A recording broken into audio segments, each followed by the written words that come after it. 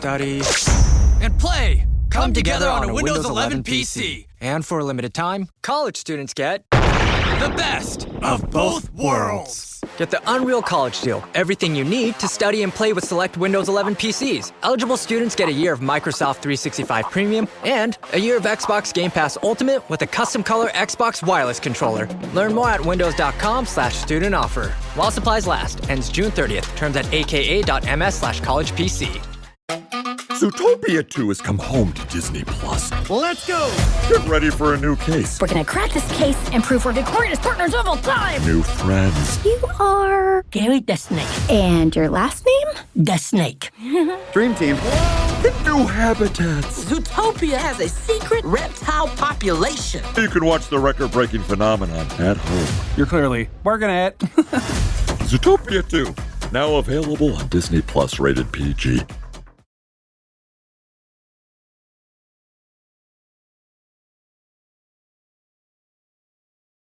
A tall man stood perfectly still at the foot of my bed, facing me, his shadow stretching long across the floor. He stared at me with a blank face, brandishing what now looked clearly like an axe in his hands. Long arms, long fingers, long legs. The body was unnaturally skinny, and the worst part, it had no head. Nothing where a head should be. From Killer Podcasts. True tales of horror, bizarre happenings, unexplainable events. This is Disturbed.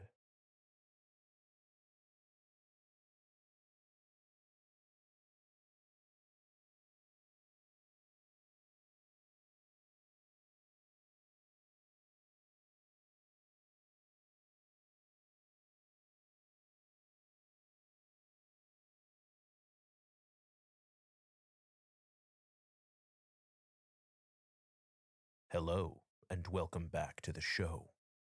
This week, we have 5 haunting stories you'll wish were taken to the grave.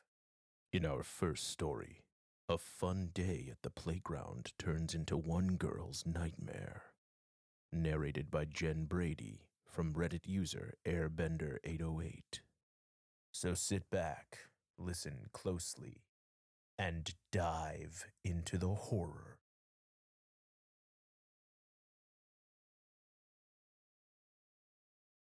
When I was in elementary school, maybe 4th or 5th grade, my friend's mom drove us to visit her grandma.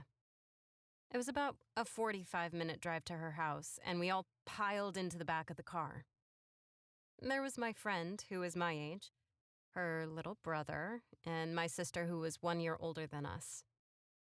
We'd been to our grandma's house before, so this was nothing out of the ordinary. We liked going out there because her grandma's house was only 1 block away from an awesome playground. From the front door, you couldn't see the park, but you could see the entrance. It was placed in between 2 rows of houses that were right up against the neighborhood street. At the far end of the playground was a bike path, and on the other side of the bike path there was a cornfield. If you turned right and followed the bike path, it continued into a forest preserve. It felt like your pretty normal suburban neighborhood. Like kids did in the late 90s or early 2000s, me, my sister, my friend, and her brother walked over to the park to play by ourselves. We made sure her mom and grandma knew where we were going, and they told us to be back before dark. We were having the best time. We climbed all over the jungle gym, played tag, and I can't even tell you how many times we went down the slide. I lost count. Since we were right by a neighborhood, we saw a few cars drive by, and I didn't think anything of it. But then I saw a large black van slowly drive by. I made a mental note of it because it gave me a bad feeling and seemed completely out of place. After that, I started paying attention to all of the cars that drove by. We kept on playing, and the sun started to dip lower in the sky, which meant it was almost time to head back. What happened next, I still remember as if it happened yesterday. Suddenly, the black van made its way back and stopped right in front of the park. As I watched it slow to a stop, terror coursed through my body. 5 people dressed in all black with ski masks on got out, and then the van left, leaving them at the playground. I felt like time slowed down as they walked towards us. I could tell that there were 1 or 2 women, and the rest were all men. One of the men pointed at me and yelled, "That's the one we want. Let's get her." Then they started to run towards me. When I heard those words, I started to run on the bike path as fast as my legs could take me. I jumped into the cornfield that stretched between the houses and the bike path, and I lay down on the ground. My heart was beating out of my chest. I covered my mouth, barely daring to breathe, and didn't move a muscle. I heard them turn the corner. They were now on the bike path, their footsteps coming closer and closer. One of them yelled, "I bet she ran down the bike path. She probably isn't far. We'll get her." I was terrified. I lay there as still as I could, for as long as I could, until I didn't hear anything. I was too afraid to return to the playground in case the van had come back. I peeked through the corn as I tried to find a way out of this situation. That's when I saw it. A fence. The fence was about 5 or 6 feet tall and surrounded one of the backyards of the houses along the bike path. I knew that if I could just jump the fence, I would be closer to her grandma's house. It was my only hope. I stood up as quietly as I could and slowly made my way to the fence.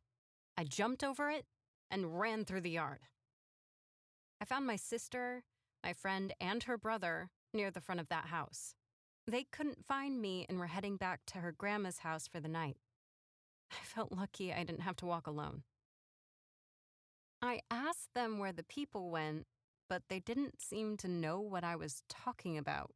I told them what happened. My sister believed me, but my friend thought I was making it up and that it was probably just older kids having fun. When we got back to her grandma's house, we acted like nothing ever happened, and we never talked about it again. Whether they believed me or not, it was one of the scariest moments of my life that I will never forget. Disturbed will return in a moment. You ever notice how banks always seem to find a new way to charge you? Monthly fees, overdraft fees, random charges that show up out of nowhere. My big bank has been hitting me with fees multiple times a month. With Chime, I get away from that nonsense. Honestly, that's exactly why I've switched. Chime is changing the way people bank. They offer the most rewarding fee-free banking. This is fee-free banking built for you. They're not like traditional old banks that charge you overdraft and monthly fees. They have thousands of fee-free ATMs. Why pay to get your own money? Built for you, not the 1%. With direct deposit, Chime members can benefit from up to $1,150 in annual rewards, fee-free. You can even get up to $500 of your pay when you need it with MyPay. And Chime is rated 5 stars by USA Today for customer service. Real humans, 24/7. Chime is not just smarter banking. It is the most rewarding way to bank. Join the millions who are already banking fee-free today. Head to chime.com/disturbed. That's chime.com/disturbed. It only takes a few minutes to sign up.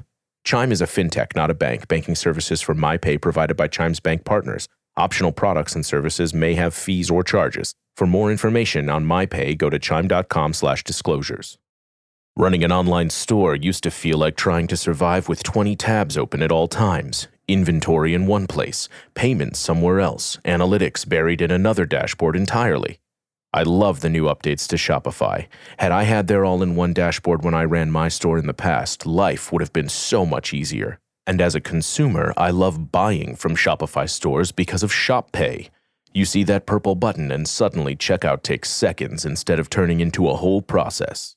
Shopify is the commerce platform behind millions of businesses around the world and 10% of all e-commerce in the US. You can build a beautiful online store with ready-to-use templates, use AI tools to help with product descriptions and photos, and manage inventory, payments, analytics, and more all in one place. And if you get stuck, Shopify's award-winning 24/7 customer support is always there. See less carts go abandoned and more sales go with Shopify and their Shop Pay button. Sign up for your $1 per month trial today at shopify.com/disturbed. Go to shopify.com/disturbed. That's shopify.com/disturbed. Every month, people throw money into wireless bills without even thinking about it. Huge payments for service that honestly doesn't feel any different.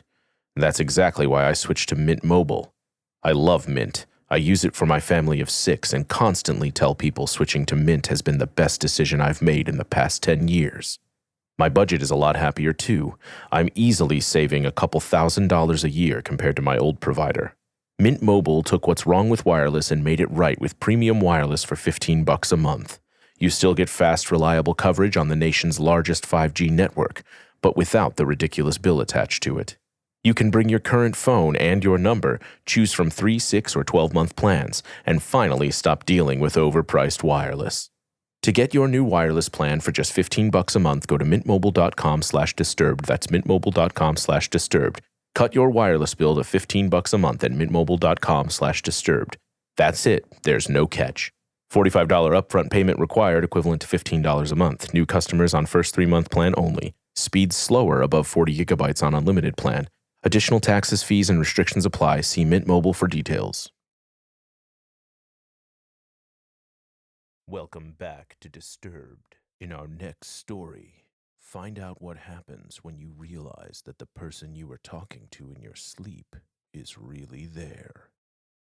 Narrated by Maxwell Glick from an anonymous Reddit user.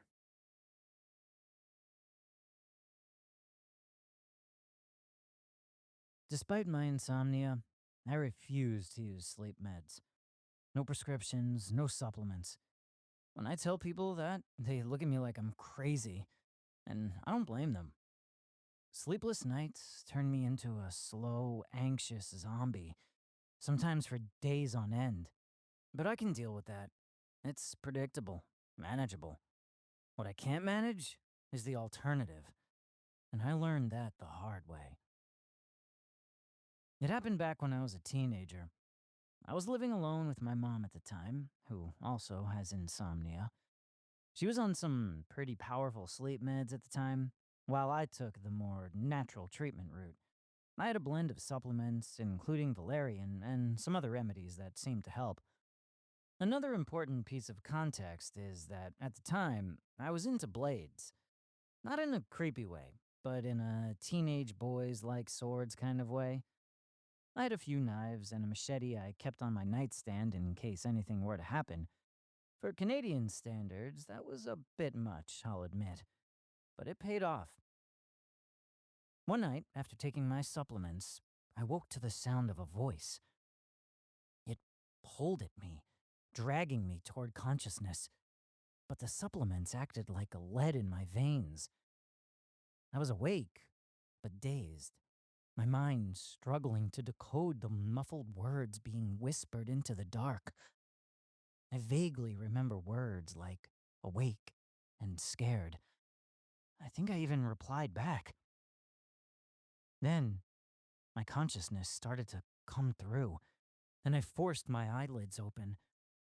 My vision was a blurred, watery mess, but the silhouette was unmistakable. A tall man stood perfectly still at the foot of my bed, facing me, his shadow stretching long across the floor. He was watching me, waiting for me to wake up. Adrenaline hit like a brick, snapping me upright. Who the fuck is this? I lunged for the machete on the nightstand. The moment my fingers closed around the handle, the figure snapped into motion. A quick 180-degree turn before bolting toward the hallway. Pure instinct took over. I rushed after him, half naked into the hallway. I saw him slip around a corner, past the front door to our apartment, which had been kicked off its hinges. I wanted to keep chasing him, but then a thought popped into my head. What about Mom? Her bedroom was right next to the entrance. Had he reached her first? I rushed into her room, heart racing, and flipped on the lights. She was fast asleep. Relief washed over me. I woke her up, quickly told her what had happened, and dialed 911. The police came and were as useful as you'd imagine. If they don't catch you mid-murder, or at the very least with the intruder in the house, there isn't much they could do. I asked them what I'm supposed to do for the rest of the night without a front door in the middle of the city, and they assured me I probably scared the guy enough for him not to come back. I wanted to say, "Are you fucking kidding?" But I bit my tongue. I still don't know why they didn't at least park an officer outside my building for the night. After they left, I told my mom to go back to sleep and I would stand guard for the night. I sat on the couch with the machete next to me and thought about the whole ordeal. Some creepy details stood out to me. The intruder had left every door in the house closed except for the one to my bedroom. He essentially kicked the front door in and went straight to my bedroom. What was he looking for? And what did he want? I also wondered, what was he saying to me before I finally got my senses back? Was this just someone drugged out of their mind? Or maybe someone who used to live here looking for someone else only to find me? Or was all this meant for me? Worst yet, if that was the case, what would have happened if I weren't armed at that moment? I ended up staying awake and on guard all night long. In the morning, my dad came and fixed the door. He was a handyman and still friendly with my mom at the time. Since the door was kicked off its frame completely, he put a healthy metal bar into it when he rebuilt it. Ever since then, I've always slept with a weapon on my nightstand, and I never take sleep aids. A stranger had kicked down my door, and neither my mom nor I had heard it. He was talking in my room, just feet away from me, for God knows how long before I finally woke up. I can't risk that happening again. Sleeping without supplements had obvious challenges at first, but it's gotten a lot better, so I'm willing to pay that price.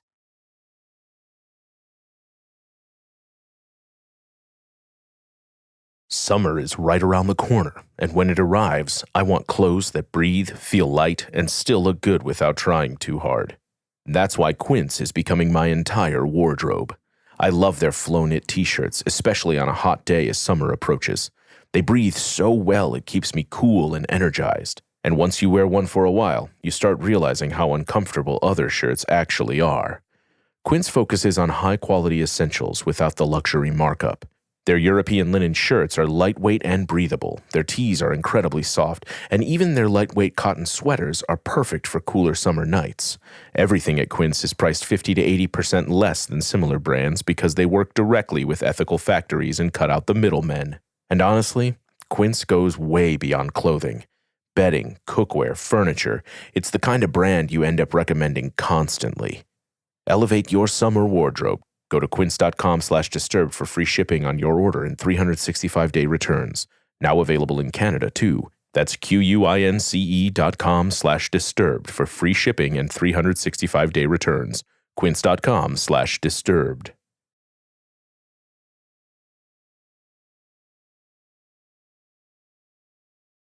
In our third story, an axe-wielding psycho drives a Prius?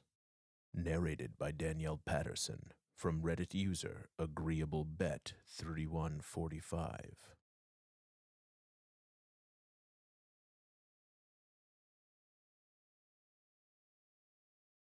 I'm in my mid-20s, and I sometimes go for walks around my neighborhood before bed, usually between 11 p.m. and midnight. I've found that after a long day staring at a screen, a quick stroll around the block can do wonders for my sleep quality. My neighborhood is generally quite safe, and I do this walk at least 3 times a week, always sticking to the sidewalks. Tonight, though, I felt a little adventurous and had extra energy after a pretty stressful day, so I decided to walk around the nearby park. I will admit, this park seems a little risky. It isn't well lit at all, and I'm usually the only person walking around the loop this late at night.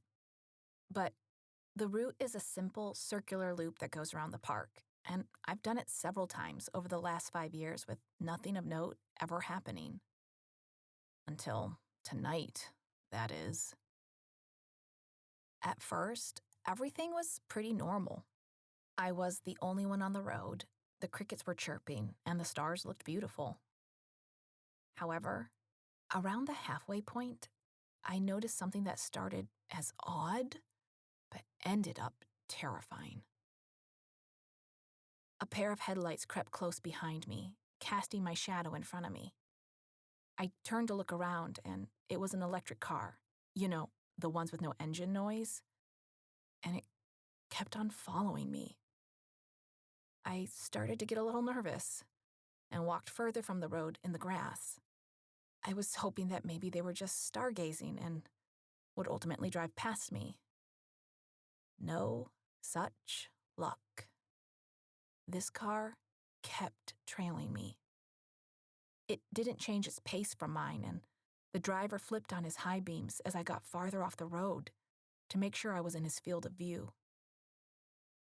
He stayed behind me for another couple of minutes, then he suddenly sped up, and just when I thought he was leaving, he stopped about 50 feet ahead of the nearest bend of the loop.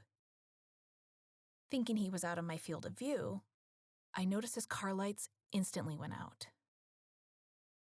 To an untrained eye or someone unfamiliar with this road, it easily would have looked like the guy drove off. But I knew better. If it was a normal car, I would have seen his car continue down the end of the loop from my vantage point, heard it roll over the speed bumps, and would have caught it stopping at the stop sign. Instead, I didn't see or hear anything. It was as if the car faded into the night after coming to a quick, quiet stop at the darkest section of the loop. I kept walking, quickly and quietly, and listened for the car. That's when I could have sworn I heard the sound of a door open and close, but it was too dark to know for sure. That being said, the whole situation made me uneasy. In fact, uneasy was an understatement. Chills ran down my spine. A part of me wanted to walk the whole loop, but I knew that if I walked past where this weird guy may have stopped, it was too risky. If he was, in fact, waiting in ambush, I would be toast. Instead, I listened to my gut. I chose to end my walk prematurely and cut through a field that's near the park that leads to a well-lit street. After a minute of walking away from my original path, I saw something terrifying. I caught a glimpse of a tall man in the moonlight in the middle of the park walking toward me. In his hands, he held a weapon of some kind. It kind of looked like an axe or a hammer, but I couldn't tell for sure. He was moving really fast, like he was determined to catch me. I decided to book it to the well-lit street ahead and took off running. I landed underneath the streetlight before he got close to me. From the street, I looked back at the park, and I saw the man stopped at its edge as if there was an invisible line he couldn't cross. He was far enough that I felt a little safe, but he wasn't far enough. He stared at me with a blank face, brandishing what now looked clearly like an axe in his hands, but he didn't move. Horrified, I ran to a nearby gas station and called 911. When they arrived at the gas station, I gave them as detailed a description as possible about the man, his car, axe, and the encounter. They asked me if I wanted a ride home, and I took it. I've never felt so scared in my life. The most terrifying part of all of this is the fact that his car was electric. It made no noise. I would never have heard anything, except that when he got out of his car, he closed his door a bit too loudly. If I didn't listen to my gut or hear the sound of a car door closing, I might not be alive to tell this story. Disturbed will return in a moment. Welcome back to Disturbed. Next, an Uber ride is a safe ride. Or is it? Narrated by Dacey Else from Reddit user NoRepair9501.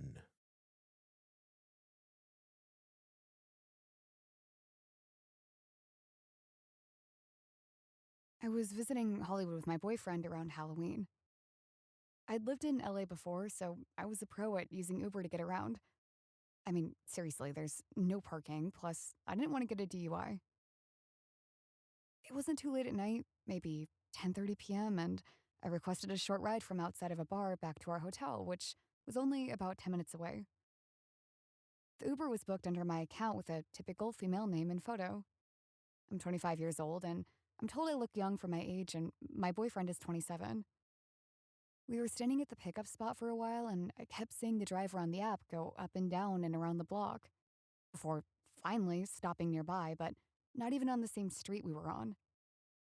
I was getting super frustrated at this point and wanted to cancel, but I couldn't without a fee. He was an older driver, and I thought maybe he was just a little confused.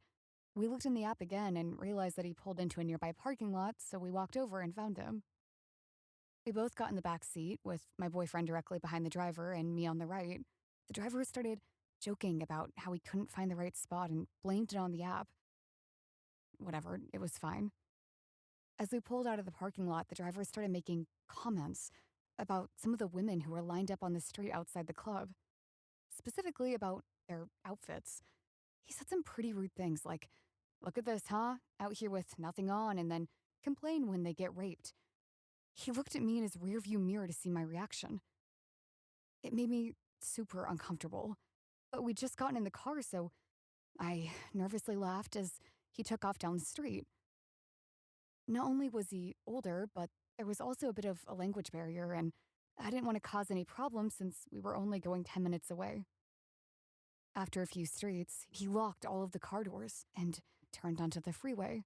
This was a huge red flag for me. I knew exactly where our hotel was, and there was no reason to get on the freeway to get there.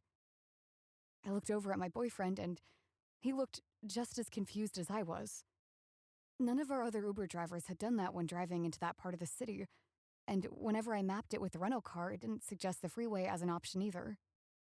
As he sped faster and faster, I started to get really freaked out.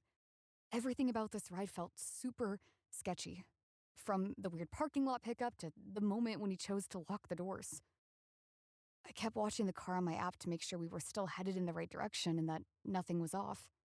The driver kept making small talk, and every time he asked a question, he'd look at me in the mirror. There were questions like, why was I in LA and how long had I been there? My boyfriend finally piped up from the back seat and answered one, which seemed to startle the driver. He laughed and played it off, but I could tell he was shocked because he didn't realize my boyfriend had even been in the car with us that whole time. He must not have paid any attention when we got into the car and said to me, "Oh, wow, I thought you were alone, haha." My head was spinning. This man thought that a young girl had gotten in by herself after being at a club in Hollywood.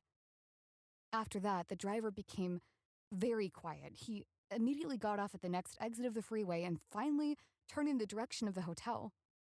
It was an awkward 10 to 15 minute drive to the hotel, but everything was ultimately fine. My boyfriend thought it was a little weird, but mostly brushed it off as the guy just being a bit creepy. Something about it has stuck with me, though, and I wonder what would have happened if it had been different. If I really had been alone in that car. Hey, Fidelity. Can I get a second opinion on stocks in the Fidelity app? With Fidelity, it's easy to get an outside opinion from independent experts in a single score. And then? When you're ready, trade U.S. stocks and ETFs with no commissions. That's right. I am always right. Investing involves risk, including risk of loss. $0 commission does not apply to customers designated by Fidelity as a professional equity trader. A limited number of ETFs are subject to a service fee of $100. See details at fidelity.com/commissions. Fidelity Brokerage Services LLC, member NYSE SIPC. Expedia and Visit Scotland invite you to come step into centuries of history that await in Scotland. Castles steeped in legend, walk along cobblestone streets. Come share the warmth of stories passed down through generations. This is a place with a past that is fully present today and all yours to explore. Plan your Scottish escape today at expedia.com/Visit Scotland.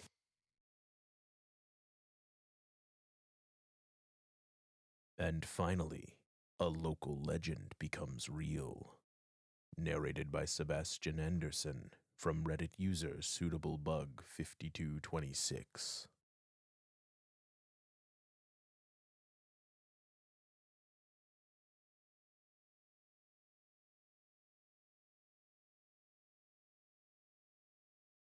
In 2016, I experienced something that still gives me nightmares to this day. Even now, I still don't really know what I saw. Normally, I don't share stuff on the internet, but I had one of these nightmares again last night, and I think getting it off my chest might help me get some peace. I was 19 and had just started university in Worcester. I was visiting a place called Malvern, a small town on the edge of Worcestershire.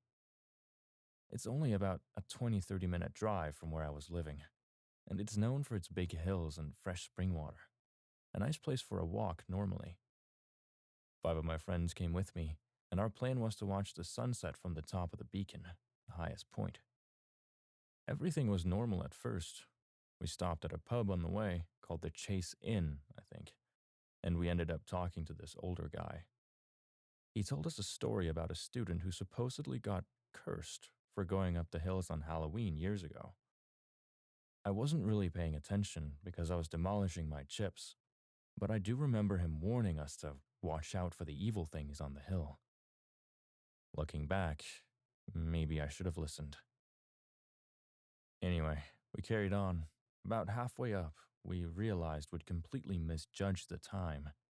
The sun was already setting, so we rushed up the path. On the way, my friend, I'll call him Lewis, tripped and rolled his ankle pretty badly. We stopped and got him to a bench about 50 meters up. He told the rest of the group to go on without him, but I stayed behind with him while the other 4 carried on to the top. Lewis and I found a smooth boulder to sit on and wait for our mates to come back down. We talked and the time flew by, until we realized the others had been gone for more than 2 hours. They should have been back already, and now it was past dark. Lewis said he could manage to walk, so we decided to go up the rest of the way to find them. When we got to the beacon, the top was completely empty. Not a single person. We tried calling our friends, but of course, no signal. So we started heading down the other side of the hill, thinking they must have gone that way. Surely we would have seen them if they'd come down the same path as us.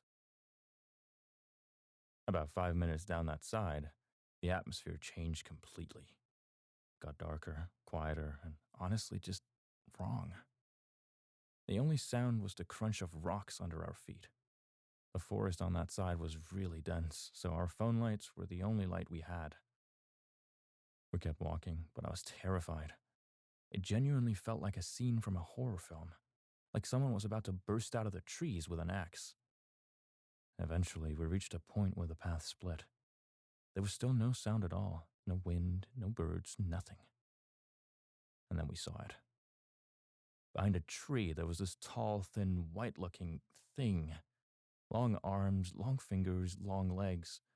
The body was unnaturally skinny, and the worst part, it had no head. Nothing where a head should be. We just froze. It stepped out slightly from behind the tree, and that's when the smell hit us. This horrible stench like rotten eggs and vomit. As soon as we smelled it, it was like we snapped out of a shock.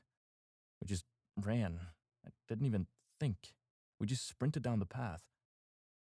When we glanced back, it was standing there, facing the direction we were running. Somehow, despite Lewis's ankle, which we later found out was actually fractured, he managed to run all the way to the station with me. Got back to the university hall safe, but shaken. Our other friends swear they didn't see anything up there. I still don't know if it was something real, a shadow, a trick of the light, or something else entirely. A small part of me wonders if that old man knew something. I honestly hope it was just my brain playing tricks on me, because it genuinely scarred me.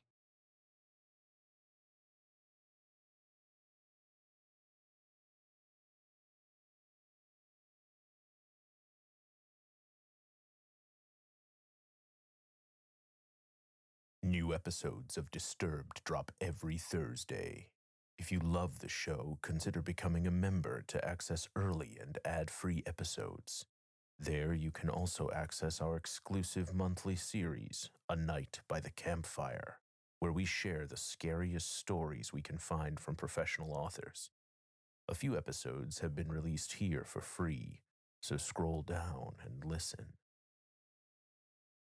I'm your host, Doug Bailey, and this has been Disturbed. If you have a story you'd like to share, email us at mystory@disturbedpodcast.com or post on our subreddit, r/disturbedpodcast. If you enjoyed the show, consider subscribing and leaving a review. Disturbed is a production of Killer Podcasts and part of the Evergreen Network. For more true crime and paranormal shows, visit killerpodcasts.com. Our producer is Declan Roars. Audio engineering by Nathan Corson, Sean Rule Hoffman, and Will Pritz. Music by Epidemic Sound and by Carl Casey at White Bat Audio. Bridget Coyne is our executive producer. Until next time, stay safe out there.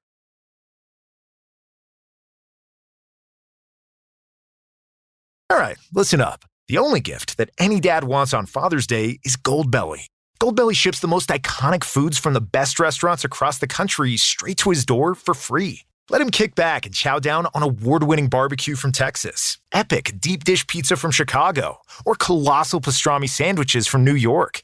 Make Dad feel like an absolute legend this Father's Day and go to goldbelly.com to get 20% off your first order with promo code DAD. That's 20% off at goldbelly.com, code DAD. Hi, folks. Let me see if I can sum up Midnight Burger in about 25 seconds. Really, big monster? Zero irony. Congratulations!